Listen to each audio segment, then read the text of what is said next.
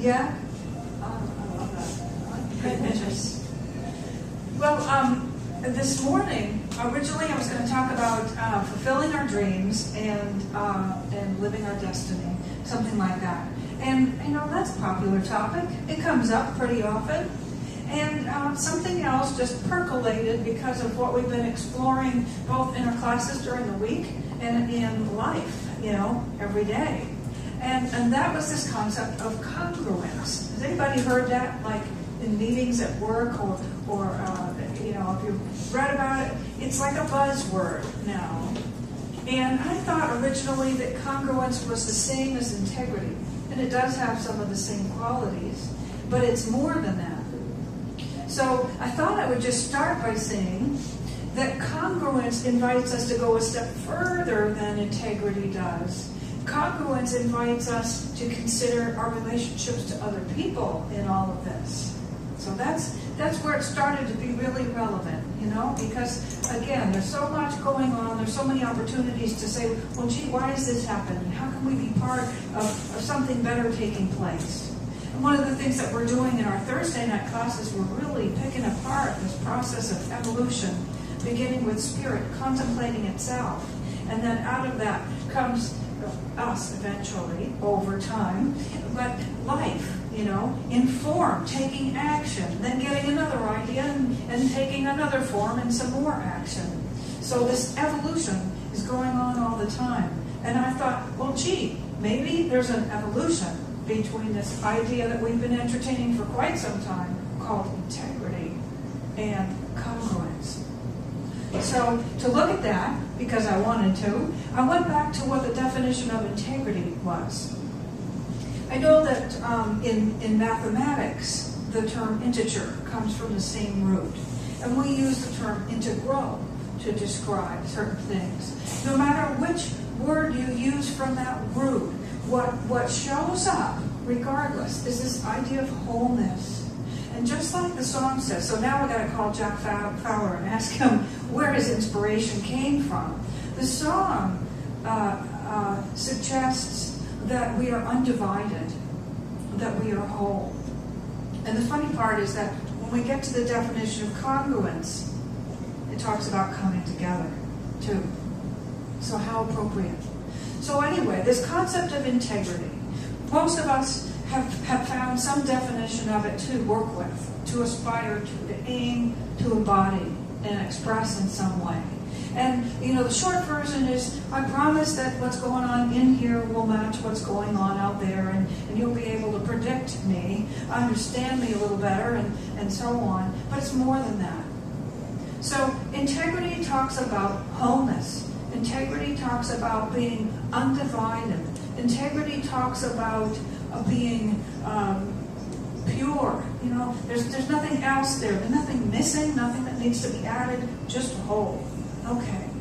So we take that, and maybe what we did with that idea is to say, I promise when I go out today, it could be just into the kitchen, to meet someone I share my home with, or to the workplace, or on the commute, or maybe doing errands, that while I'm out there, I promise that to the best of my ability, I'll show up as whole. I'll show up as the same person on the outside that I believe myself to be on the inside. And really, I don't know about you, but I had some reconciling to do. Because before I had any coping skills, before I had any tools for realizing dreams, before I had any methods for discovering what was possible, and then what? Then realizing those possibilities. I was the kid who came home with that report card that said, Marcia's not living up to her potential. You remember those old ones? They were filled out with number 2 pencils in check boxes, and sent home in an envelope that you're just supposed to hand to your parents. Yeah, right.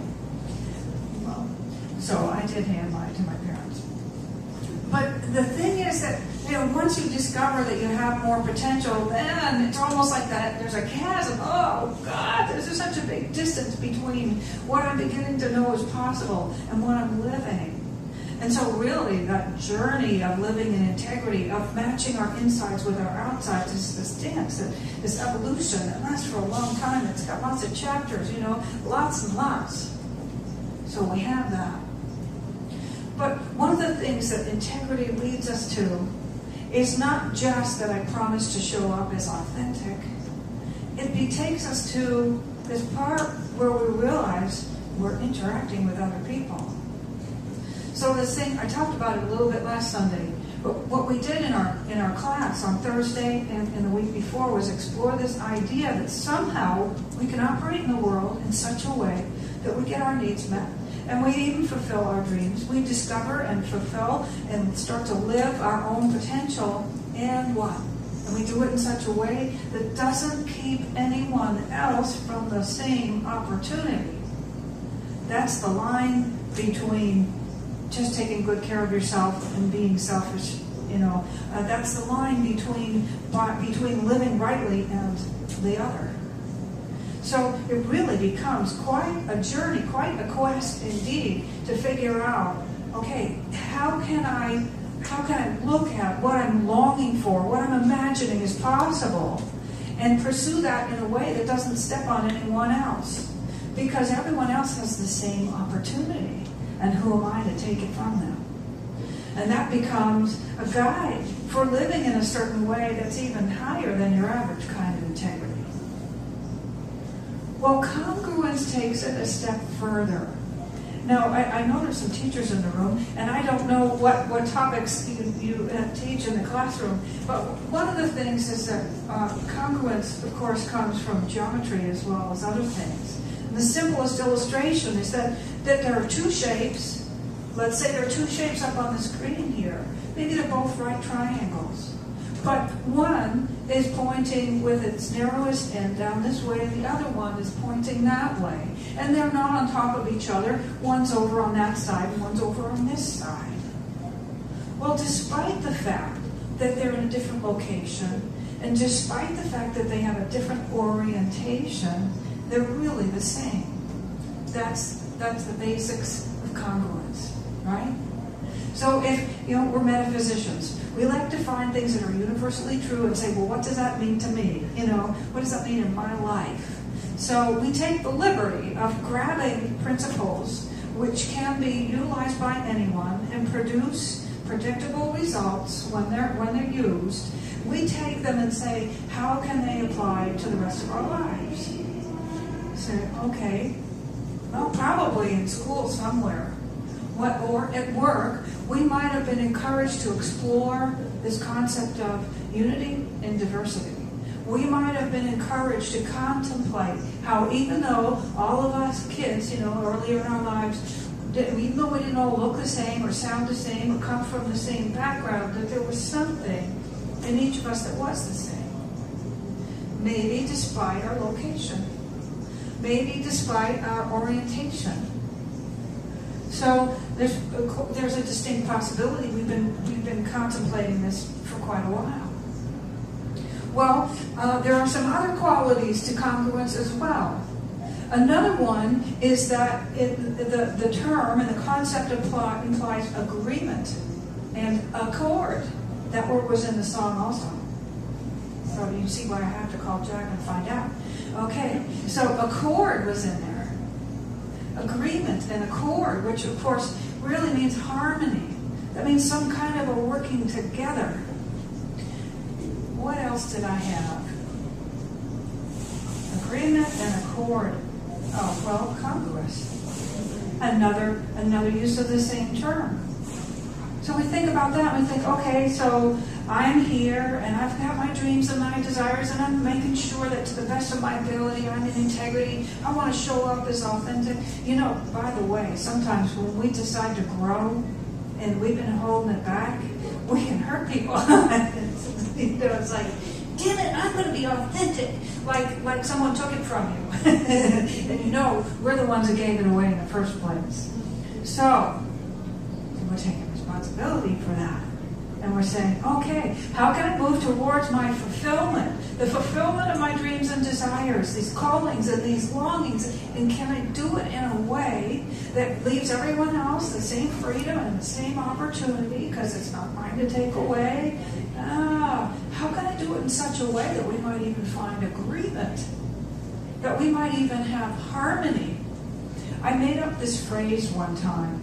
And I don't remember why, which is probably good because it probably connected with a relationship with a certain person or a circumstance. But I decided that sometimes harmony is achieved by adjusting proximity. So sometimes harmony is achieved by changing my relative position to another person. We don't necessarily have to be in the same spot trying to work it out. We might discover that we give each other the freedom to be who we truly are by rearranging our location and our orientation. Now, there's a different way to look at congruence. Okay. So, agreement isn't always like, well, I promised to just surrender everything I thought that I believed in and every bit of who I thought I was in order to keep the peace. That's dysfunction. This is different. This is a higher road. How can we achieve agreement and harmony? And it isn't just by all being the same on the outside. We can accept that we're the same on the inside in a way that can never be changed. But we don't have to be like cookie cutter people, because then we wouldn't be authentic. We wouldn't be whole. So what else? Congruent also means to come together and to fit in. And again, it says to agree. Come together. Well, think of the people we have Lynn Kumlenik doing that workshop, and she's going to come back once a quarter and do this nonviolent communication workshop. Every time that we do a membership orientation, it's going to follow on the heels of that, because what we really want is to have practice with this.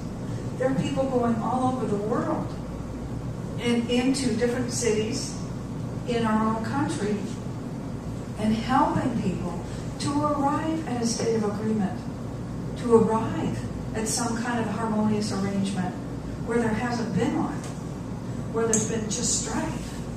There are people who are getting people to come together and sit at the table and be willing to have a new conversation, to maybe try to see things in a new light and to find some agreement. That sort of thing. So there's the coming together. And then again, there's this idea that congruence means to fit. But not, again, in the sense that you have to surrender who you are, because how long would that work? We've tried it. I know a bunch of us have tried it. What I'll do is I'll just say, never mind, doesn't matter, I don't care. Or something like that, it's no big deal. And what happens? The truth inside of you festers and gets your attention, and then you ultimately get to pay attention to it anyway. So, these are simple words on a sheet of paper or in this, conversation, and they're like high principles to embody, to actually live by. So to fit, to create a good fit, this is one of the ways that they're using it in organizational psychology and development. They're realizing that there are so many of us coming from so many different paths and backgrounds and walks of life, and landing in the same workplace, and in our case, landing in the same spiritual center, or landing in could be your condo association. There are lots of groups that we partake of. But how can we fit together and allow for that wholeness?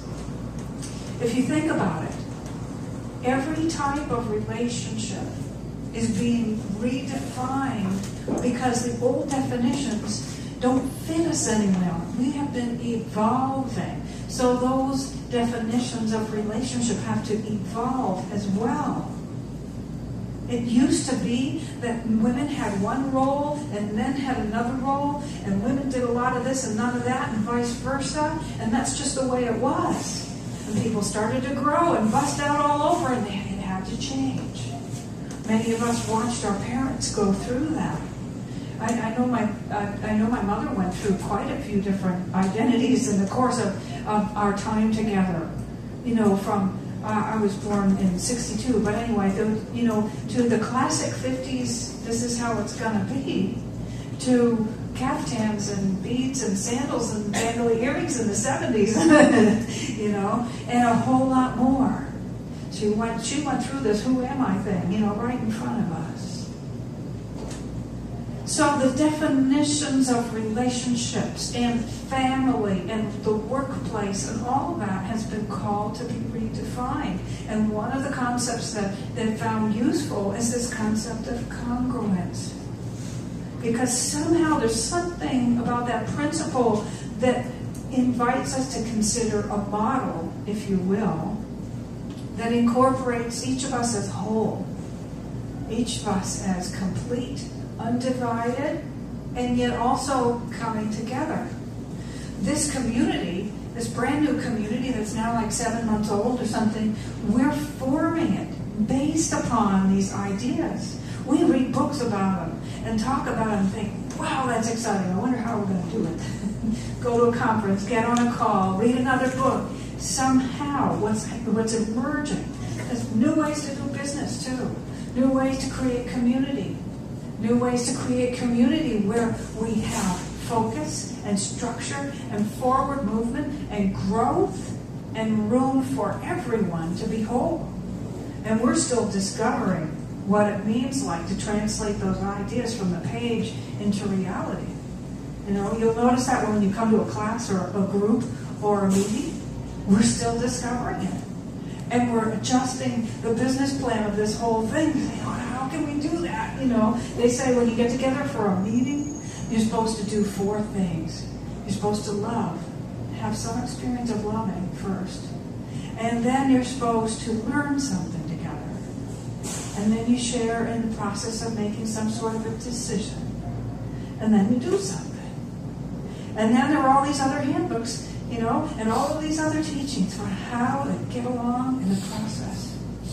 We're going to work it out. We're working it out worldwide right now because there is a way for each one of us to follow those yearnings and become who we truly are and blossom and shine and be successful and radiant and you know, maybe totally out of the box and unlike anyone else and whatever, and still have room for another person to have their experience as well. The friction has come in resisting it. Sometimes we resist, right, what we don't understand. And what happens is then we kind of try to hold it back. And in that holding back, we expend all kinds of energy. We postpone something which is really inevitable. We expend a lot of effort. And we experience that friction, and there's heat, and there's tension, and all that stuff, you know, contraction and inflammation, all of those things that go along with that. I know Eckhart Tolle tells us that if we can just get to acceptance when we're looking at our relationships with other people and things, we have stepped into something which is the first constructive response of our choices. All the rest are not so much. And it goes on from there. Deepak Chopra says something similar in the 7 laws of spiritual success, 7 spiritual laws of success, and it's the law of least effort. He says that it begins, again, with acceptance. And then we see if we can move into non-resistance. And we see if we can be defenseless. I'm not getting these in the right order. And if we can take responsibility. So, think about that. In all of this, okay, I want to be in integrity, I want to be congruent. We're redefining the whole idea of what it means to be. I have this urge to do something I wanted to do all my life, and I have friends who do, and I have people in my life who want the same thing, and maybe we're arguing, or maybe we just don't know where to go from here, or how to take the next step. Well, the good thing is lots of people are awakening in the same way, and they're writing books about it. So, we've got some. There are great things coming out about new ways to do work, new ways to do community, new ways to do school, new ways to do anything, you know. And you see them happening in some of the companies around the country and the world. So the resources are out there. And what that means is because we have some people who've gone before us and showed us how it can be done, is it's easier for us. And then when we get it, it's easier for the people next to us, and so on and so on and so on. So it's possible. Somehow, there's a way to live congruently in changing times. And of course, the bottom line is that we've never lived in anything but changing times. There's a possibility, though. We've heard about acceleration. We've heard about new birth. There's a possibility that what we're experiencing now is that powerful new beginning of a new way of being. And anything that's part of the old that we're still clinging to, we were told, you will let go of it. You can have this be easy or not. So we have all of these principles that can guide us through the experience of this evolution. It doesn't have to be hard. And when somebody goes and does the seemingly impossible, it's not possible. When we demonstrate something we haven't demonstrated before, we believe in it a little bit more, and it gets a little easier. And yes, whenever we can release resistance and just say, you know what? There's some power, some force, a law, something greater than all my best efforts, my best thinking, my biggest, strongest day or whatever, that's got this handle. And if I can understand that, it can be my life. Ernest Holmes says that all we need to do for something to be our life is to know it. Gandhi said the same thing. Be the peace you wish to see in the world.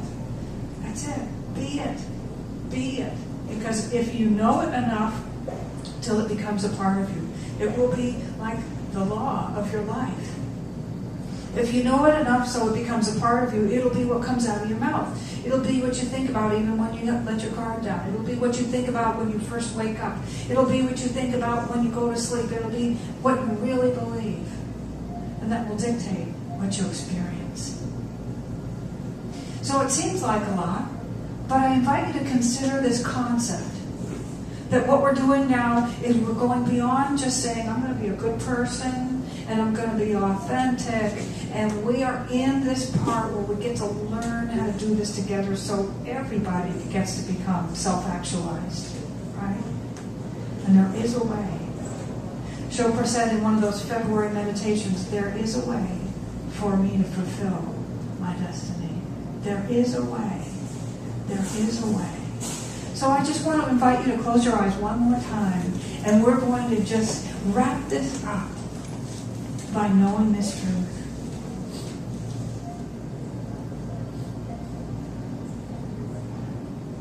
Spirit is already whole, undivided. Spirit is already perfect,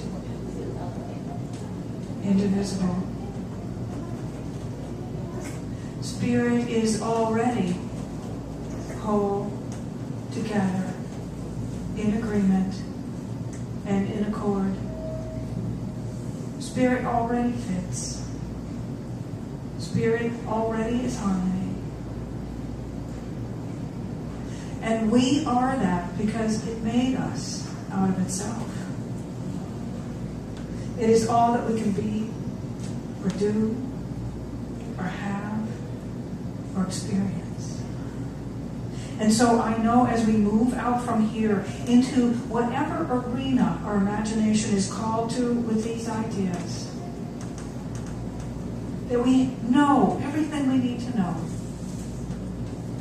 And we have more than enough love moving through us to fill our hearts with that sense of wholeness, that sense of givingness, of lovingness. And that we recognize that we are perfectly supplied and supported every step of the way. And we can feel that energy and that inspiration moving through us. And as we step beyond integrity and into congruence and be part of discovering how everyone can be who they came here to be without exception, we discover a way to live together that is beyond our wildest imaginings. The time is now. We are equipped. We know what we need to know. The desire is blossoming in our hearts. I believe it is done. And so, in full acceptance of this gift, and knowing that it's possible, that it's happening now by means of us, we release this idea. And together, as we open our eyes, we say, consolidated.